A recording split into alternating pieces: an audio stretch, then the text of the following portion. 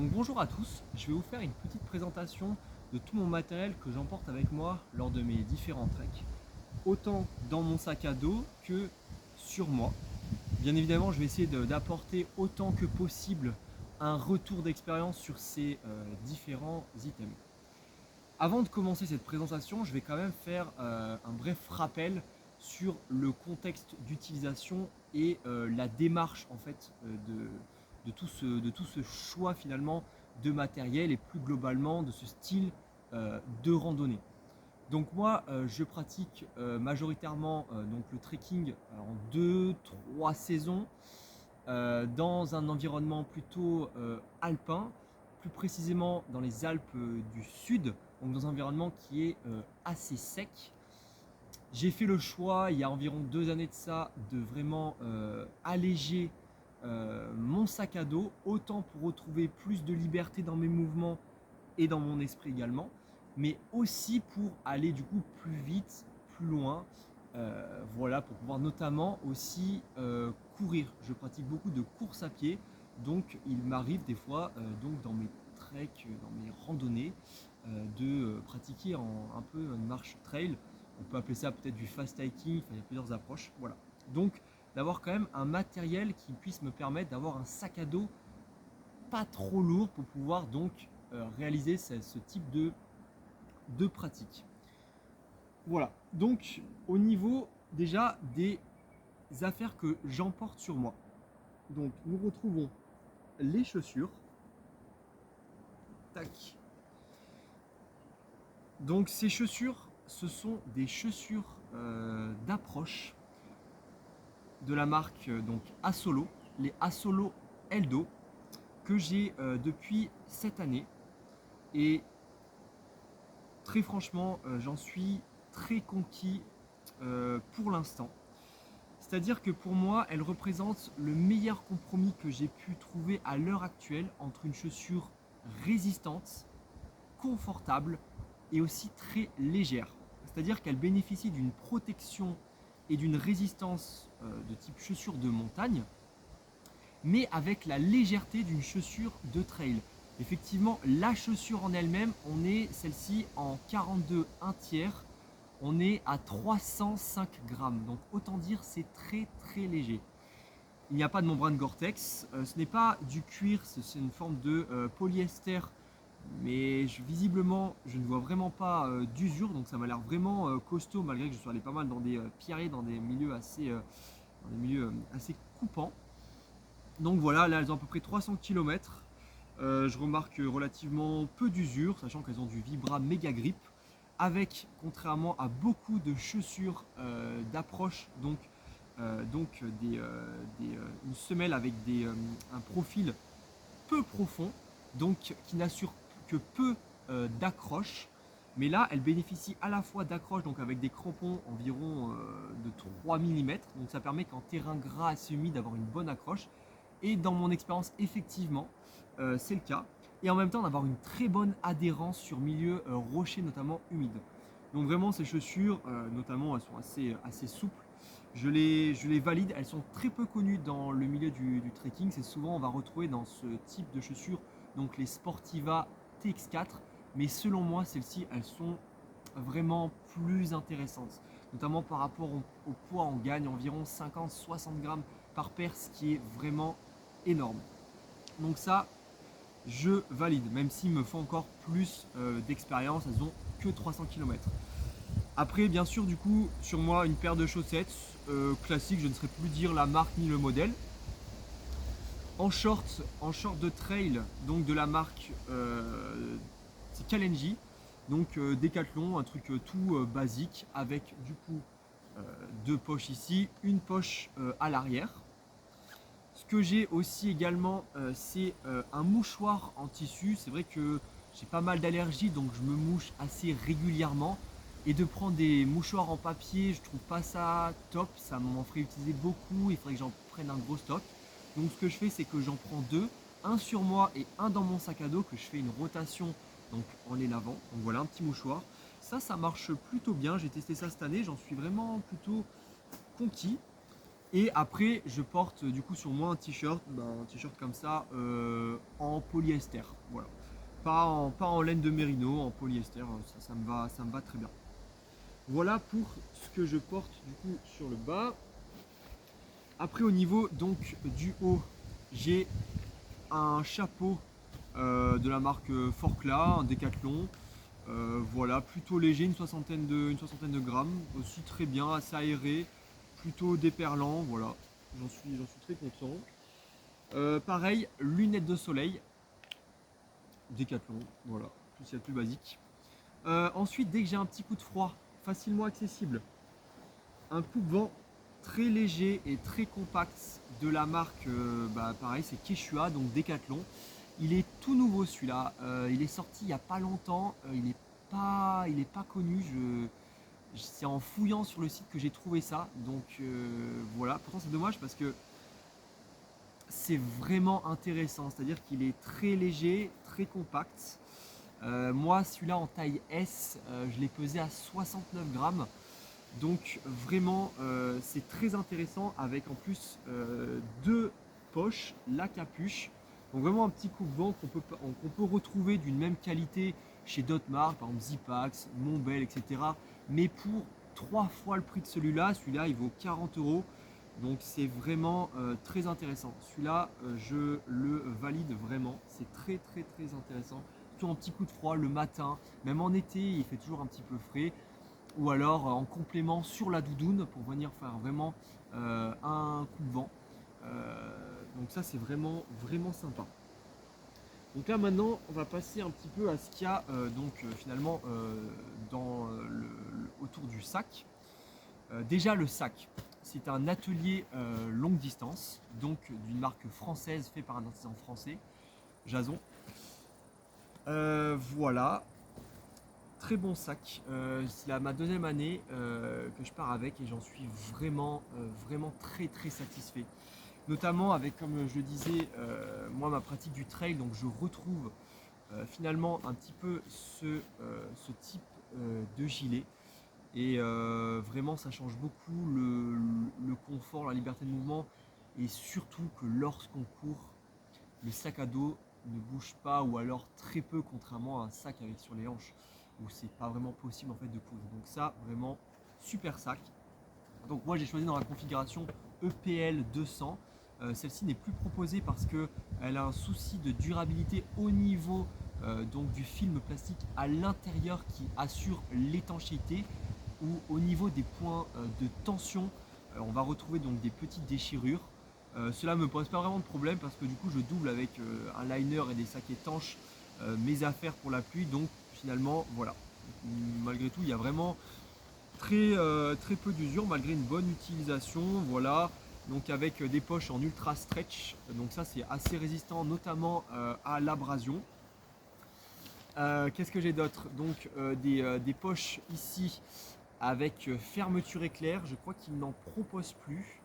Moi c'est très intéressant notamment voilà comment je cours, donc avec forcément les chocs et tout, j'ai pas envie que mes affaires s'en aillent.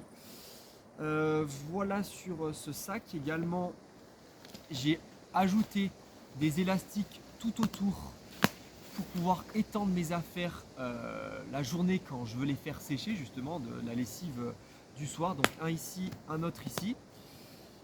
Ensuite, du coup, nous retrouvons à l'arrière l'élastique qui me permet d'avoir ma mousse voilà, en plastazote, très légère, 50 grammes. Donc qui me permet à la fois de me faire un petit peu un dossier donc au niveau du confort, mais également pour la sieste, pour pouvoir faire de m'asseoir, un peu la même fonction finalement un sit pad. Aussi devant la tente, c'est très agréable de pouvoir poser ses affaires ou devant la tente pouvoir se mettre debout et pouvoir se changer pieds nus en chaussettes sans tout se dégueulasser. Donc ça vraiment, j'en porte ça cette année et vraiment pour le poids j'en suis vraiment très très très content. Donc voilà, qu'est-ce que j'ai d'autre? Une sangle sommitale. C'est vrai qu'en général je m'en sers pas trop, mais ça peut toujours me servir. Là par exemple je reviens d'un trek hier et j'étais avec des potes et j'ai pu leur alléger leur sac. J'ai porté notamment du coup leur tente dessus, les bouteilles, donc ça peut toujours vraiment être sympa, notamment si je veux par exemple passer sur des matelas mousse en accordéon. Qu'est-ce qu'on retrouve d'autre? Du coup, la bottom pocket pour accrocher du coup mes bâtons en Z, bâtons de trail. Également, j'ai toutes les formes d'accroche, voilà. Et moi, la principale modification que j'ai réalisée donc sur ce sac, pour laquelle du coup j'ai fait part au constructeur, donc à savoir Jason. Donc ce que j'ai fait, c'est que j'ai gardé ce système d'origine, mais je suis venu remettre les attaches du même côté, les deux, et mettre du côté opposé des élastiques. Ce qui me permet, je vais le mettre sur moi, comme ça ce sera plus parlant, de pouvoir avoir un système de serrage beaucoup plus efficace et beaucoup plus confortable. Donc en gros, je passe dans la boucle élastique, hop, je le remets là. Ça, c'est un truc que je me suis inspiré notamment des sacs de trail type Salomon, et on gagne vraiment beaucoup en confort. C'est un truc que vraiment là j'ai testé et approuvé, et c'est vraiment génial. Donc ça me permet donc de pouvoir le serrer, d'avoir toujours une certaine tension, parce qu'effectivement avec ce genre de gilet c'est très important d'avoir toujours une tension minimum pour que le poids puisse se répartir de manière uniforme sur toutes les bretelles et pas uniquement sur le dos. Donc voilà, donc double serrage. Donc déjà, on peut voir qu'il y a 4 points de tension parallèles au lieu de 2. Donc déjà, ça permet de encore mieux répartir et de mieux uniformiser tout ça. Et surtout, voilà, vu que c'est élastique, je peux serrer et ça suit donc mes mouvements, mais surtout ma respiration avec les mouvements de la cage thoracique. Quand je respire, voilà. Donc ça me permet de toujours avoir la même tension, quoi que ce soit au niveau de ma position. Donc vraiment, je gagne énormément en confort, en stabilité, notamment quand je cours. Donc ça, voilà, une petite modification qui est très simple à faire. C'est le même type d'élastique qu'on retrouve sur ce type de sac qu'il met. Pareil, la durabilité des élastiques, franchement, il n'y a pas à redire. Ça s'use pas vraiment particulièrement. Moi, je suis venu mettre un peu comment ça s'appelle, la gaine thermo-rétractable, un petit peu pour venir du coup protéger ici. Voilà, donc ça c'est vraiment top. Après, qu'est-ce qu'on retrouve? Donc voilà, comme je dis tout à l'heure, mes bâtons, donc de la marque donc Black Diamond, en carbone, les Distance Z.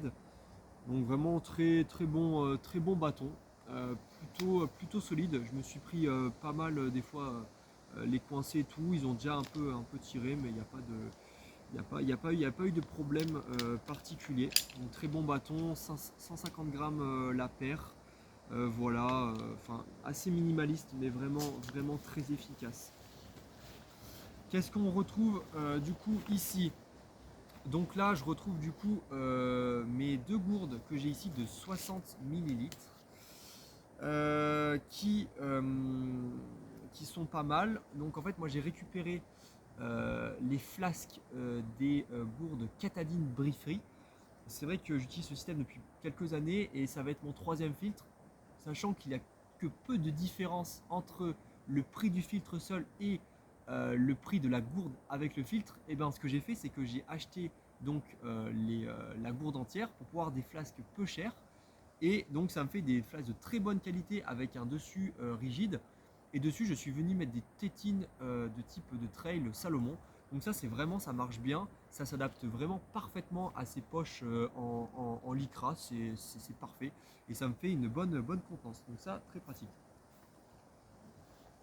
Du coup, comme on peut voir, j'ai le Katadyn Be-Free. J'en ai fait une revue très détaillée sur ma chaîne, certainement l'une des plus détaillées qui doit exister sur ce filtre. Voilà, elle dure quasiment 1 heure où vraiment je rentre dans les détails, où je suis très pointilleux. Voilà, pour ceux qui veulent, ceux qui sont un peu férus de détails un peu comme moi, voilà, qu'ils puissent trouver un truc qui leur convienne. Voilà, moi ce que j'ai fait, c'est que après, comme j'explique dans ma vidéo, voilà, j'ai remplacé le bouchon original par un truc de Perrier. Pour moi c'est plus simple, meilleur débit, pas de problème de risque de fuite ou quoi que ce soit. Et du coup, la flasque en 1 litre. Qu'est-ce qu'on trouve d'autre? Donc un peu de papier toilette, voilà, facilement accessible, toujours intéressant. Une poche du coup à eau en réservoir, une platypus de 1 litre, pareil c'est très léger, ça doit peser 20 grammes, un truc comme ça. Donc en total ça me fait 2 litres, 3 litres 3 litres de capacité totale, ce que j'estime être largement suffisant dans la plupart des treks que je réalise. Au fond de cette même poche, j'ai un gant de toilette aussi facilement accessible pour pouvoir, dès que je trouve une petite source, pouvoir me faire une petite toilette, pouvoir m'enlever un peu la crasse. Ça c'est toujours bien de l'avoir à proximité parce qu'on n'a pas forcément une source au bivouac. Donc dans cette poche là, je mets tout ce qui est réserve, barre de céréales, ce que je mange pendant que je marche. Voilà, de l'autre côté de la poche, j'ai donc ma petite boîte en aluminium. J'aurais pu prendre effectivement un truc plus léger, mais là avec l'expérience, je me détourne progressivement de l'ultra light. Ça veut dire que moi quand j'ai découvert un peu cette manière de faire, je suis allé vraiment un peu dans les extrêmes et je me suis vite rendu compte que finalement, en fait c'est comme tout dans la vie, c'est une question d'équilibre et de compromis. Et voilà, comme là je préfère avoir un truc plus facile à utiliser, plus durable notamment. Donc voilà, même si c'est quelques grammes en plus. Parce que c'est vrai que dans ce milieu, on prône souvent la légèreté du matériel comme vraiment le point ultime du confort et voire presque l'un des plus importants, le seul. Et effectivement, il occupe une très grosse place, mais je suis de moins en moins sûr que l'ultralight ce soit la chose la seule en fait qui fait partie du confort. Moi je me retrouve beaucoup plus dans ce compromis. Voilà, dans l'année il s'est un petit peu alourdi mon sac, notamment d'ailleurs je ne l'ai pas précisé, mais du coup le poids de base de ce kit il est à environ 4 kg 200 sans les consommables. Voilà. Parce que finalement, bah, d'avoir quelque chose de plus léger, c'est moins de confort, mais aussi c'est parfois plus de fragilité ou des choses un petit peu plus complexes à utiliser. Donc finalement, ça crée une charge mentale ou une charge d'utilisation qui est autre. Donc, moi, il faut s'y retrouver. Et moi, je me retrouve plus dans cette forme de compromis. Voilà. Donc, nous retrouvons après, du coup, un petit porte-monnaie où je mets billets, carte bancaire, carte d'identité. Voilà, pareil de la marque Atelier longue distance. Tac. Donc, dans cette poche là, je n'ai plus rien, je n'ai plus rien, je n'ai plus rien, je n'ai plus rien. La poche du devant, qu'est-ce qu'on retrouve? On retrouve mes affaires de pluie, facilement accessibles. Ma veste de pluie, alors ça a été vraiment un peu une chose complexe, où j'ai beaucoup eu du mal à me décider, à trouver la meilleure chose au niveau donc, de la veste de pluie. C'est vrai qu'il existe des modèles très chers euh, et pas forcément 100% efficaces, enfin, qui n'ont pas un super ratio entre respirabilité, durabilité et imperméabilité. Donc voilà, moi, après mûre réflexion et beaucoup de recherche aussi, je me suis donc tourné vers une solution plus low cost, donc à savoir un truc Frogtog qui est assez connu en fait dans le milieu de la randonnée, notamment longue distance. Donc ce genre d'item, c'est très léger, c'est 150 grammes. C'est par contre pas trop respirant, ça c'est là voir le point négatif.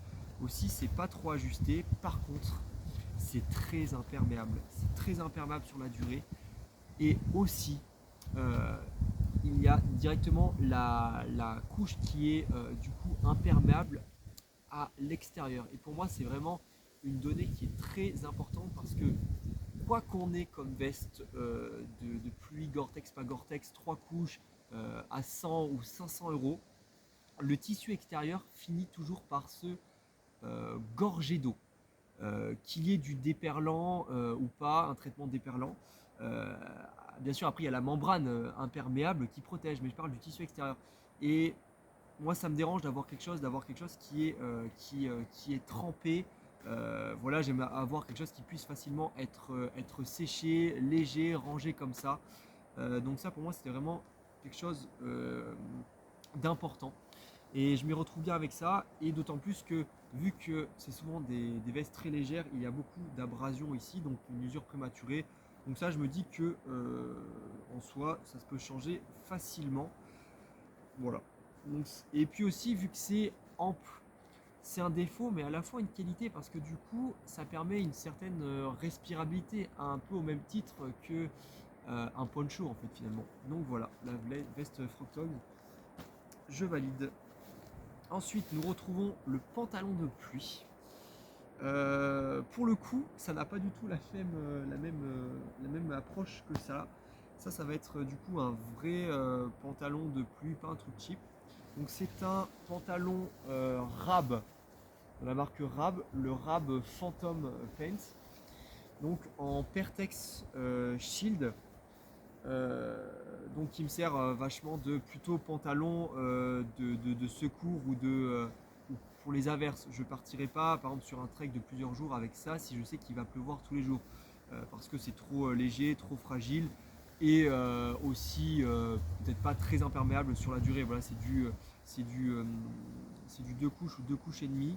Donc voilà, ça va très bien en cas de secours. C'est très très très léger. Je l'ai pesé celle-là en taille S à 65 grammes. Donc c'est vraiment parfait. Également, s'il y a un petit coup de froid, parce que je randonne en short, petit coup de froid, hop, je mets ça. Pareil au bivouac ou en montée. Donc c'est vraiment parfait. J'ai encore peu d'expérience avec celui-ci parce que je l'ai eu cette année, donc ça va être à confirmer. Mais j'ai fait quelques tests et ça a l'air plutôt intéressant.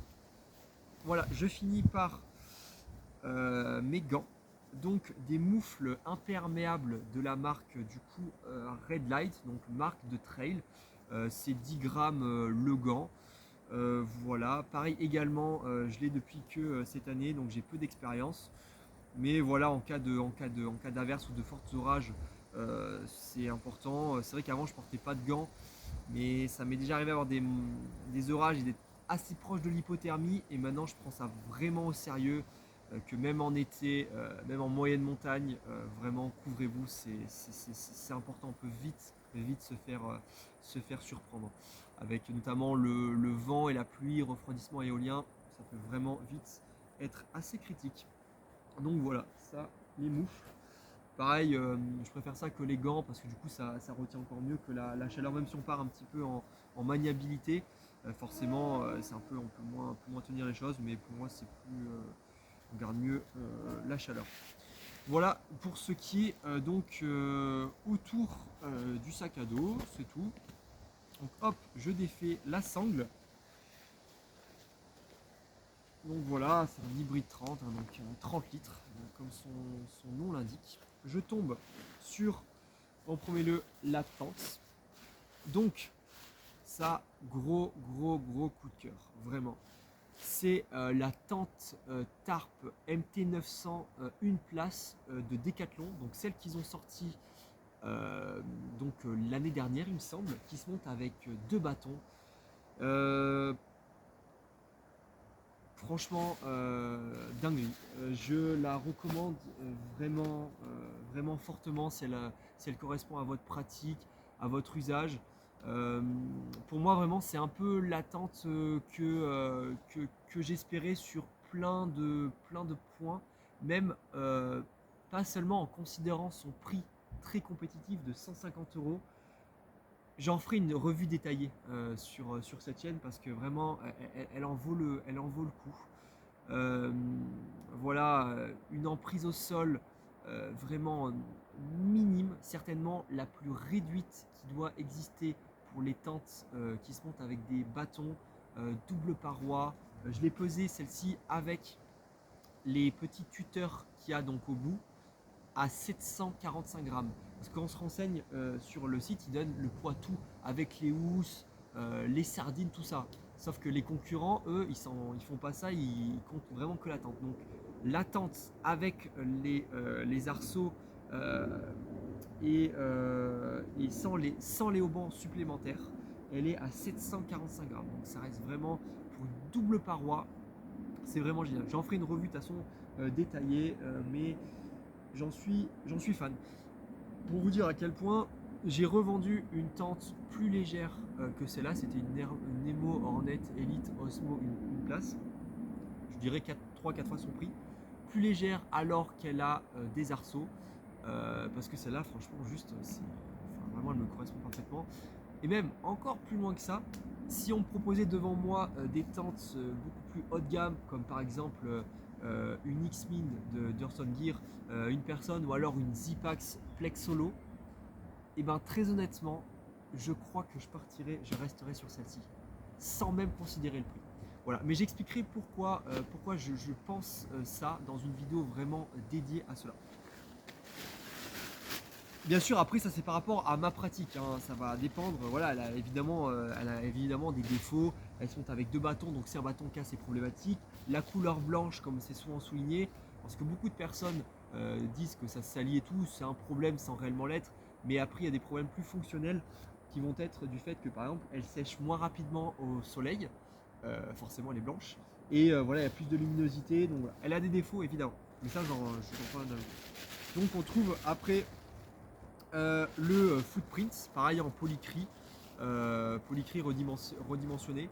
Pareil, je comprends pas trop, beaucoup de personnes ont des problèmes avec le polycry, comme quoi c'est peu durable, que ça se perce en 2 secondes. Moi celui-là je l'ai depuis 2 ans, il a dû faire plus d'une centaine, une centaine de bivouacs avec la même feuille. J'ai jamais mis un scotch de réparation. Certainement peut-être les terrains sur lesquels je vais ou alors l'attention que je porte sur ces choses là, mais c'est plus durable que beaucoup de gens disent, tant qu'on y fait attention et que tant que les durable, on n'est pas sur de la caillasse quoi.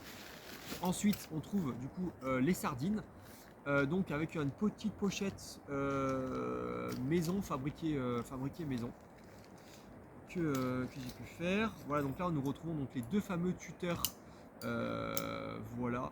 Au début, je pensais que ça allait être un peu un point négatif qu'elle ait ses tuteurs, voilà. Mais finalement, vu que ça se replie à la taille d'une sardine, pas de problème, ça pèse 50 grammes. Peut-être qu'un jour, je m'en refabriquais en fibre de carbone pour gagner encore un petit peu. En sardines, j'ai les sardines MSR qui sont livrées dans les MSR Ouba Ouba, sur lesquels je suis venu percer et mettre une petite cordelette. Ça, c'est vraiment très pratique. Voilà, j'ai ça, plus du coup une petite sardine supplémentaire au cas où j'en casse une ou j'en perds une. Mais surtout si je veux mettre un hauban. Donc voilà, une petite sardine de 6 grammes en titane. Donc voilà, ce type de sardine, la MSR, je trouve que pour 10 grammes, c'est bien, ça se plante, c'est très polyvalent dans différents styles de terrain. Donc ça, c'est vraiment pas mal. Ça, c'est bon. Ensuite, nous retrouvons donc les sachets dans lesquels je mets ma nourriture. C'est des sachets Citus8 enfilés. Beaucoup sont partisans de mettre ça dans des sacs étanches, notamment pour les odeurs. Mais c'est vrai que moi, au niveau de ce que je mange et comment je gère ma nourriture, j'en ai pas forcément trop besoin. D'autant plus que j'ai des sachets type congélation en plus. Donc si vraiment j'ai quelque chose qui est odorant pour tout ce qui est animaux, tout ça, je peux venir le couvrir. Mais je préfère ça, au moins j'ai du visu. Et aussi également, je préfère en avoir 2 pour pouvoir mettre à des endroits différents, pour pas avoir un gros bloc, pour que ce soit plus facile à bien optimiser dans le sac. Donc j'ai des sacs, différents sacs. Ensuite, j'ai mon flacon d'huile d'olive. Pareil, que j'ai mis dans un flacon en verre, notamment pour le goût et pour la durabilité. J'aurais pu faire un truc plus léger, parce que c'est vrai que le flacon lui-même c'est 70 grammes. C'est pas tout léger, mais ça marche très bien. En plus, j'ai c'est pas un truc qui diffuse en micro gouttelettes, c'est plutôt un trou. J'ai trouvé ça, c'est une sorte de fente. Donc ça vraiment, c'est parfait pour doser l'huile d'olive. Ça marche très très bien. Ça se trouve, à la base, il y avait de l'huile de jojoba à l'intérieur. Donc voilà, ça c'est vraiment cool. C'est très satisfaisant d'avoir de l'huile d'olive. Et puis même c'est important d'avoir des glucides. Nous retrouvons après par la suite du coup ma popote. Une popote Tox en 900 ml. Ça c'est un modèle qui est un peu galère à trouver en France. Moi j'ai trouvé sur le site je crois Spexport. Il y en a très peu parce que il y en a plusieurs de 900 ml de chez Tox. Mais voilà, je trouve que au niveau de sa forme, elle est vraiment bien, sachant que oui, moi je suis pas du tout adepte de tout ce qui est lyophilisé, etc. Je trouve que c'est beaucoup trop cher pour ce que c'est. Même au niveau écologique, je trouve que c'est plutôt une aberration. Je ne sais pas si vous avez déjà vu le processus de fabrication. C'est d'une complexité et c'est très demandant en ressources. C'est vraiment, je suis pas fan. J'ai déjà fait le test avec ma copine de faire 2 jours de trek en lyophilisé et on en avait pour 60 € pour 2 jours pour deux. J'ai plus refait. Même si c'est très bon, très pratique et dans certaines situations c'est vraiment génial. Mais voilà, pour partir comme ça, voilà ce que je mange en général. Voilà, riz, pâtes, etc. quoi. Donc j'ai besoin d'avoir une certaine quantité de popotes pour pouvoir manger, sachant que je me fais par exemple en riz pâtes, je vais quand même manger 250 grammes, 200 grammes de riz à peu près. Bon, ça me fait une belle quantité. Ensuite, nous retrouvons du coup un petit torchon fait maison, aussi avec un petit crochet pour pouvoir l'accrocher sur le sac, donc pour qu'il sèche. Ensuite, une petite cuillère Décathlon recoupée, donc voilà, simple, efficace. Voilà, petite brosse à dents en bambou recoupée pour qu'elle passe dedans. Voilà, le réchaud. J'ai testé pas mal de réchauds, le fameux BRS 3000T. Je suis revenu sur ce modèle là parce que je trouve que le BRS n'est pas efficace sur une aussi grosse popote. Ça chauffe pas très bien. Donc là je suis parti sur le Fire Maple Hornets 300T qui est un peu plus lourd, 45 grammes, qui est en titane, mais par contre beaucoup plus robuste. On sent vraiment que c'est vraiment de la bonne qualité. On peut mettre du poids, il n'y a pas de jeu, c'est pas branlant. Et quand même plus efficace. Même s'il n'est pas beaucoup plus gros que le BRS 3000 T, il est quand même plus efficace. Donc ça vraiment, je valide. Franchement, moi je trouve que pour quelques grammes en plus, il peut valoir le coup. À part si on a besoin de faire chauffer une très petite quantité d'eau, alors dans ces cas-là, pas forcément besoin. Pareil, un petit briquet bic pour lequel j'ai pu enlever dessus, il y avait une sorte de truc de décoration. Comme ça me permet de voir la quantité de gaz qui reste. Là on voit pas, mais à la lumière on voit. Ça c'est important. Pareil, un petit Topinel. C'est un Opinel numéro 4, donc là toujours pratique pour différentes choses. D'ailleurs, j'y pense, parce que j'ai parlé tout à l'heure de ce petit truc que j'avais dans la poche, je n'avais pas capté. Qu'est-ce que j'ai à l'intérieur? En gros, c'est donc ça je mets sur le côté. Et donc j'ai des trucs facilement accessibles. J'ai donc un petit couteau suisse donc qui fait voilà, ciseaux si je veux ouvrir, je sais pas, par exemple un sachet de cacahuètes ou couper un ongle ou quoi que ce soit, avec un petit pince à épiler, des 2-3 petits outils. J'ai des bouchons d'oreille. C'est un bouchon d'oreille pour moi essentiel. Vraiment essentiel. Testez quand même bien la qualité de vos bouchons d'oreille, ça peut paraître con, mais je sais que j'étais avec un pote qui avait des bouchons un peu de merde. Et en fait, il peut y avoir de grandes différences de qualité. Ceux-là, je sais plus où je les ai eus, je les ai pas achetés, je les ai eus, mais ils sont vraiment super efficaces. J'entends rien quoi. Ça c'est vraiment bien.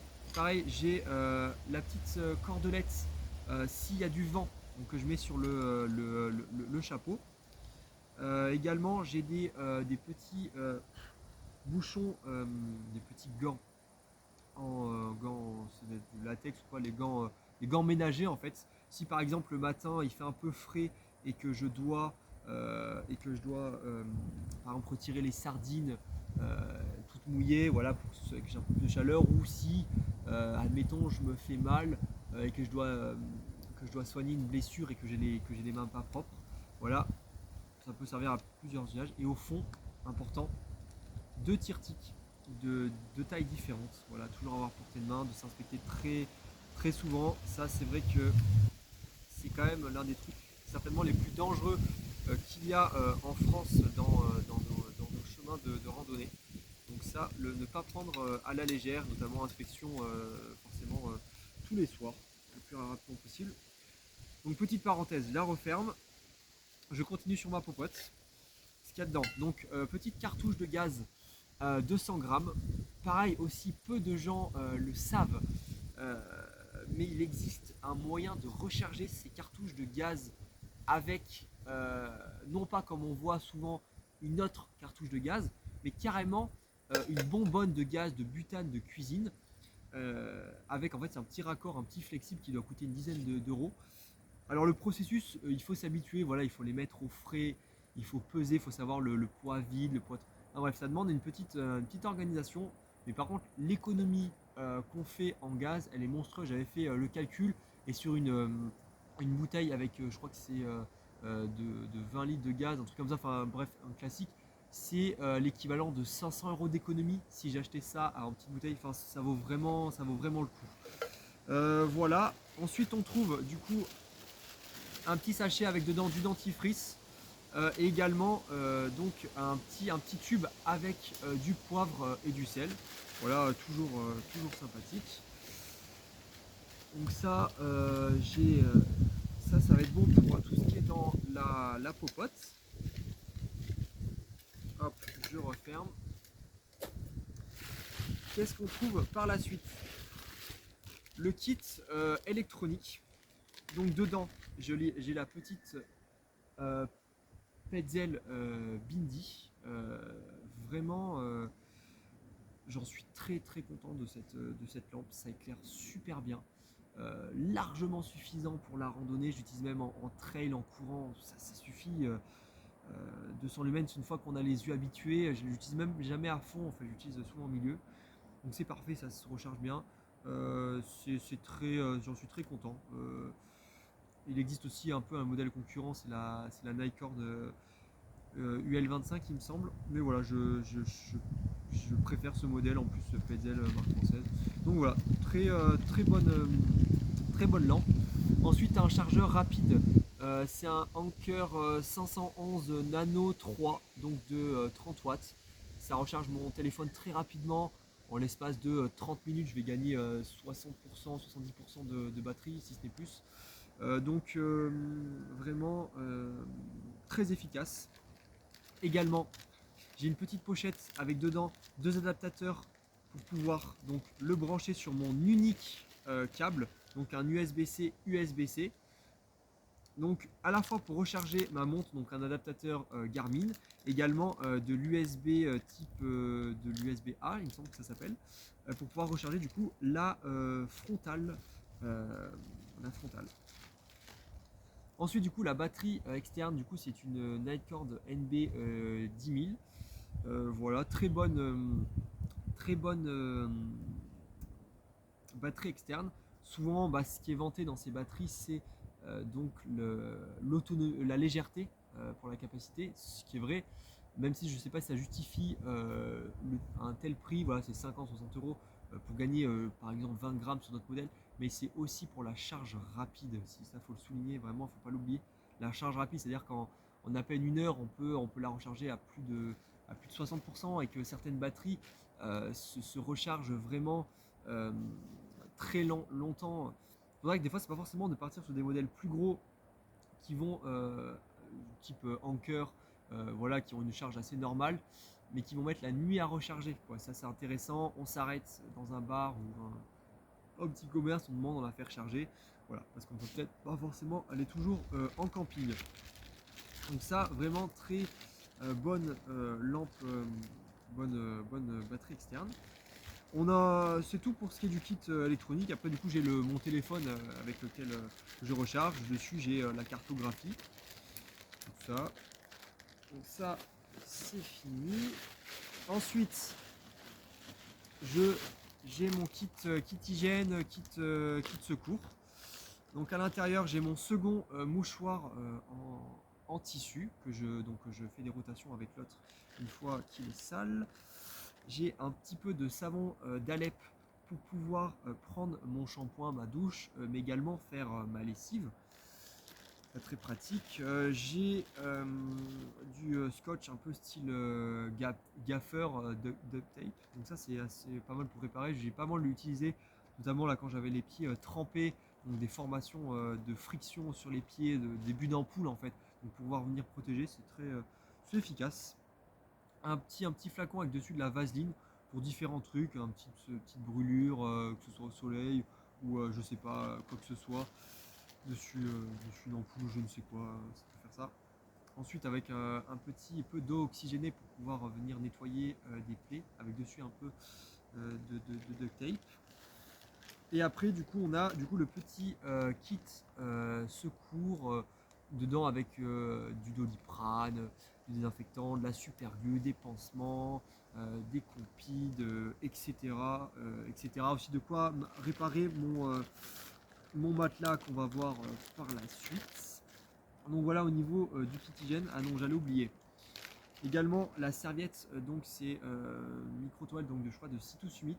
C'est encore plus fin que la microfibre microfibre. Là les sortes de serviettes, ouais c'est ça, je crois que c'est en microfibre, je sais plus le nom. C'est encore plus fin, mais ça sèche à peu près de la même manière. Voilà, après on essore dès que c'est détrempé. Et c'est très efficace et c'est très léger, ça doit peser une trentaine de grammes pour la taille. C'est vraiment pas mal. Donc ça pareil, très bien. On en a fini pour le kit hygiène. Donc pareil dans des petits sortes de petits ziplocs un peu plus renforcés. Ikea, ça marche bien. À terme je pense que je les changerai sur des trucs un peu plus durables, bien que plus lourds, peut-être en Dynéma ou quelque chose comme ça. Donc voilà, après on a donc mon matelas gonflable, le Thermarest Neo Air Uberlight, donc en régular classique, donc 250 grammes.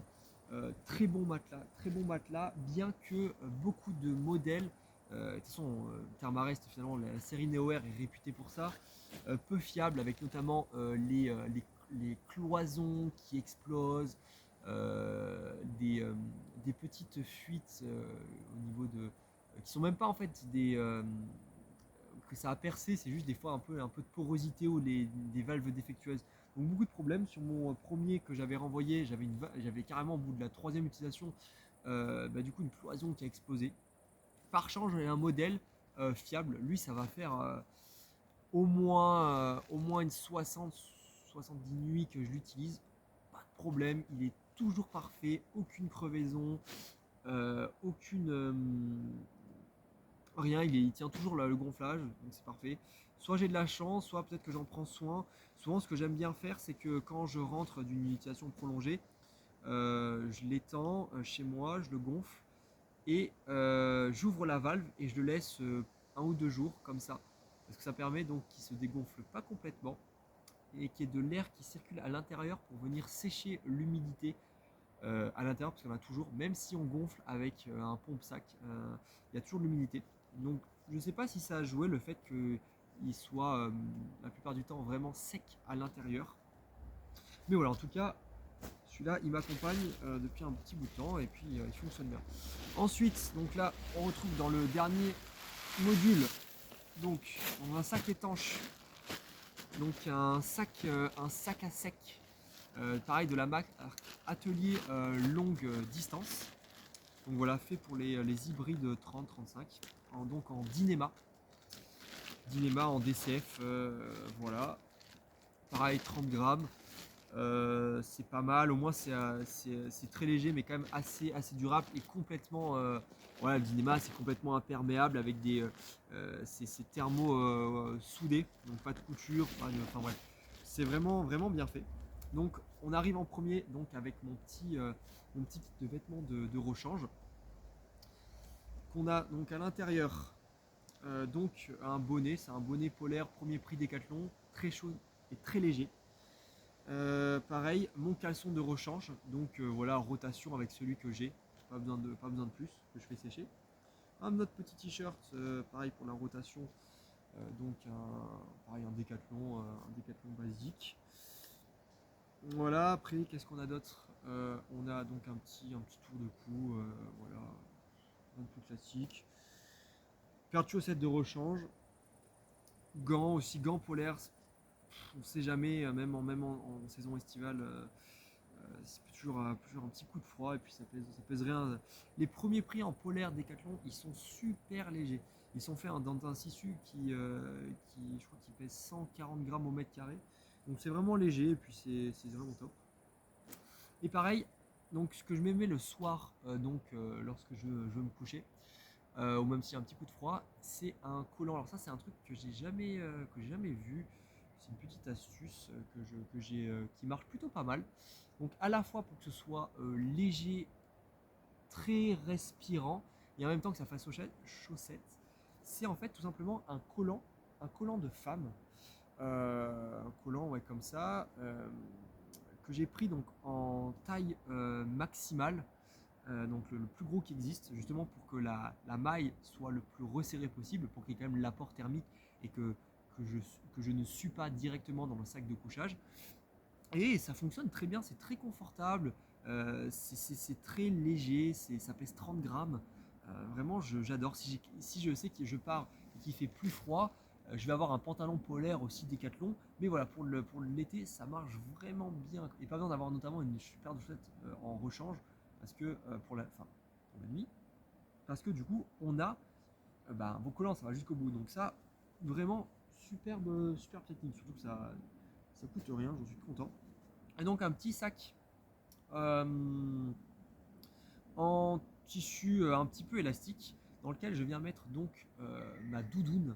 Et donc ça me fait un oreiller vraiment très confortable. J'ai essayé oreille gonflable, mais je trouve ça pas confort, ça me convient pas. Et ça me va vraiment bien quoi. Alors après, donc on trouve donc ma polaire. Donc la polaire aussi, pareil, dans le même matériau que les autres. Donc c'est une polaire MH20 de Decathlon. Celle-ci, je l'ai pesée à 145 grammes en taille S. Donc c'est vraiment léger, très chaud et extrêmement confortable. Vraiment, c'est des polaires minimalistes sans rien, sans colle, sans chose, mais c'est super confortable. Tellement que je m'en suis racheté, que je m'en porte comme ça chez moi, des fois même directement sans t-shirt. C'est un pyjama, c'est vraiment génial. Également, moi j'ai fait la précommande. Là, on est début juillet 2024. La précommande chez donc French Light Outdoor, artisan français, donc d'un petit pull donc en Polartec Alpha Direct.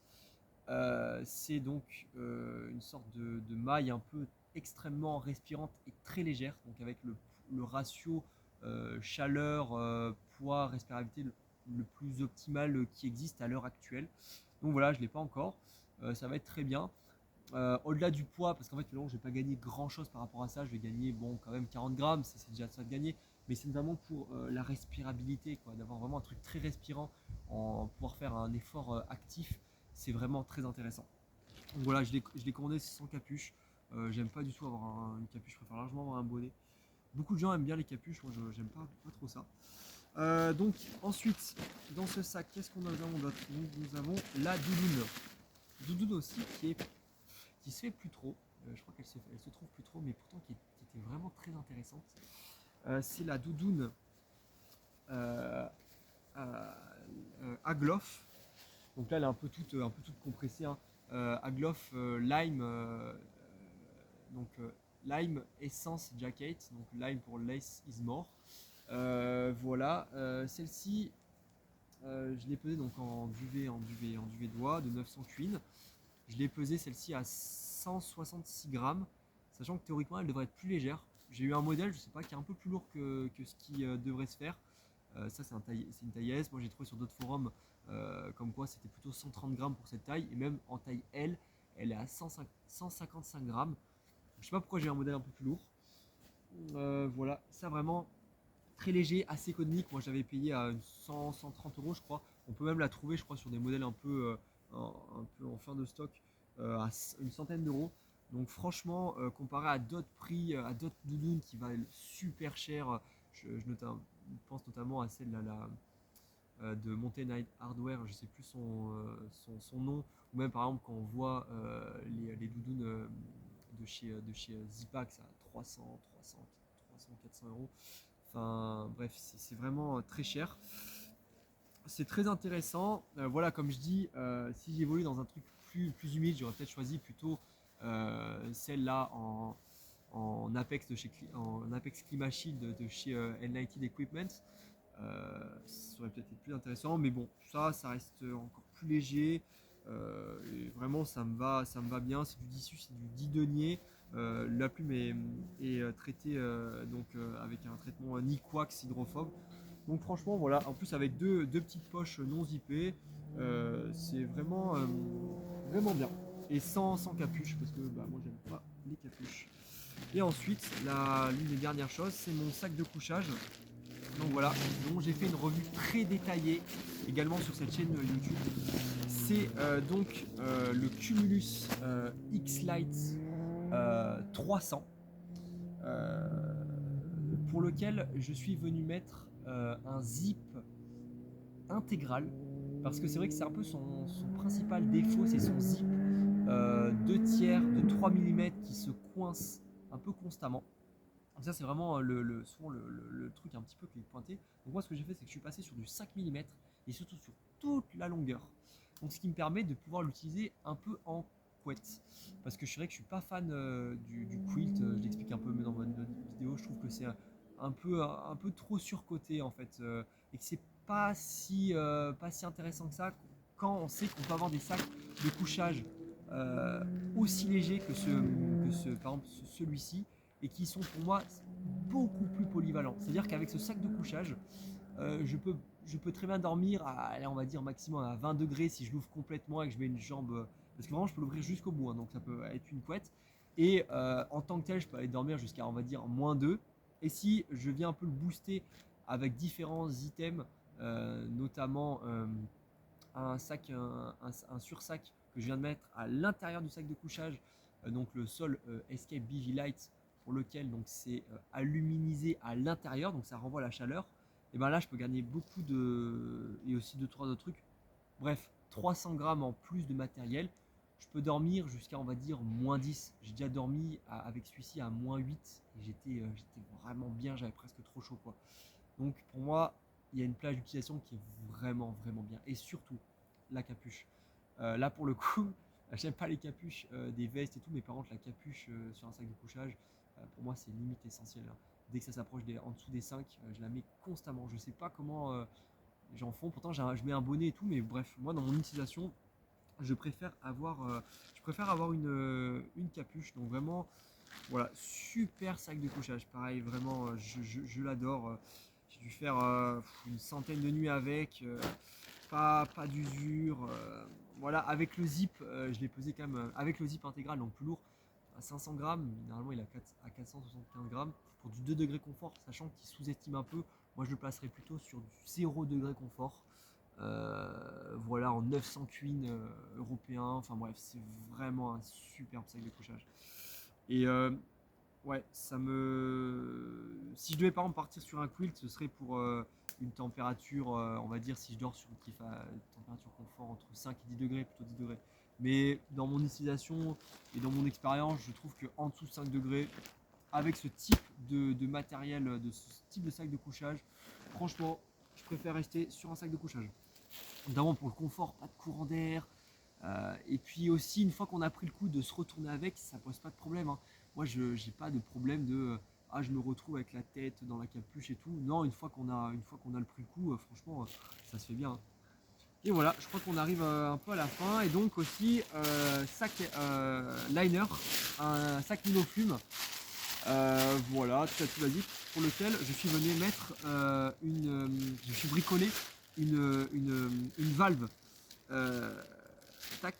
pour pouvoir gonfler donc mon matelas. Donc ça, très pratique, en seulement 2 gonflages, je gonfle 2 fois, hop, je gonfle tout mon truc.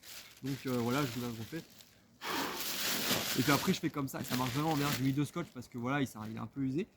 Mais voilà, ça vraiment parfait. c'est vraiment top. Et ben je crois que j'ai fait le tour, je regarde, mais je crois que tout est bon. Tout est bon. Et ben voilà.